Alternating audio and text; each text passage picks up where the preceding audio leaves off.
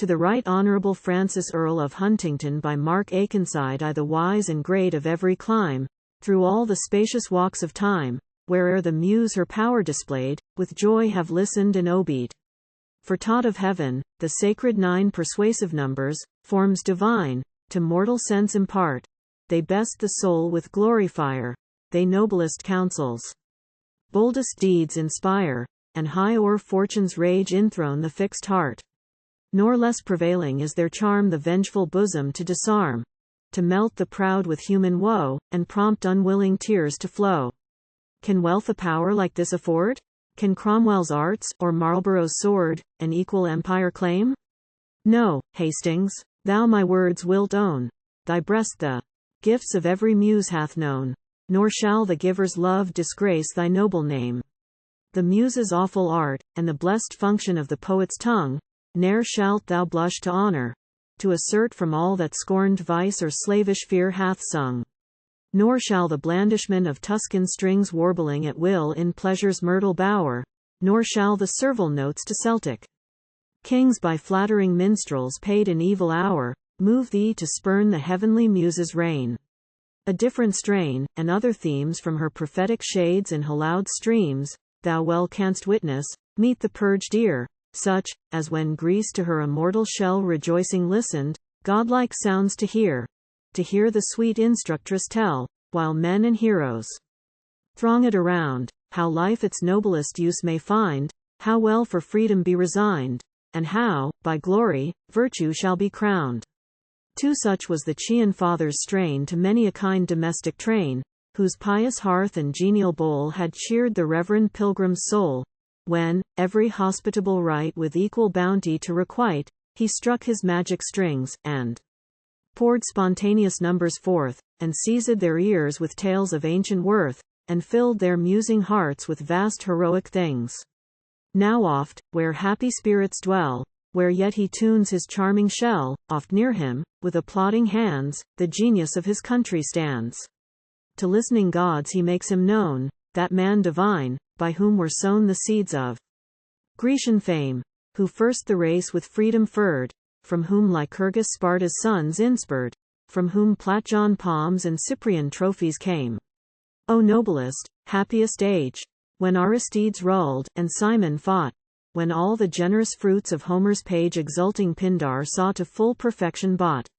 O Pindar, oft shalt thou be hailed of me, not that Apollo fed thee from his shrine, not that thy lips drank sweetness from the bee, nor yet that, studious of thy notes divine, Pan danked their measure with the sylvan throng, but that thy song was proud to unfold what thy base rulers trembled to behold. Amid corrupted Thebes was proud to tell the deeds of Athens and the Persian shame, hence on thy head their impious vengeance fell. But thou, O, faithful to thy fame, the Muse's law didst rightly know, that who would animate his lays, and other minds to virtue raise, must feel his own with all her spirit glow. 3 are there, approved of later times, whose verse adorned a tyrant's crimes? Who saw majestic Rome betrayed, and lent the imperial ruffian aid? Alas, not one polluted bard, no, not the strains that Mincius heard, or Tiber's hills replied, dare to the Muse's ear aspire, save that, instructed by the Grecian lyre, with freedom's ancient notes their shameful task they hide. Mark, how the dread Pantheon stands, amid the domes of modern hands, amid the toys of idle state, how simply, how severely great. Then turn, and, while each western clime presents her tuneful sons to time, so mark thou Milton's name, and add, thus differs from the throng, the spirit which informed thy awful song, which bade thy potent voice protect thy country's fame. Yet hence barbaric zeal his memory with unholy rage pursues, while from these arduous cares of public weal she bids each bard begone, and rest him with his muse. O fool, to think the man, whose ample mind must grasp at all that yonder stars survey, must join the noblest forms of every kind, the world's most perfect image to display, can e'er his country's majesty behold, unmoved or cold. O fool, to deem that he, whose thought must visit every theme, whose heart must every strong emotion know inspired by nature, or by fortune taught, that he, if haply some presumptuous foe, with false ignoble science fraught, shall spurn at freedom's faithful band, that he their dear defense will shun, or hide their glories from the sun, or deal their vengeance with a woman's hand. I care not that in Arno's plain, or on the sportive banks of Seine, from public themes the Muses choir content with polished ease retire.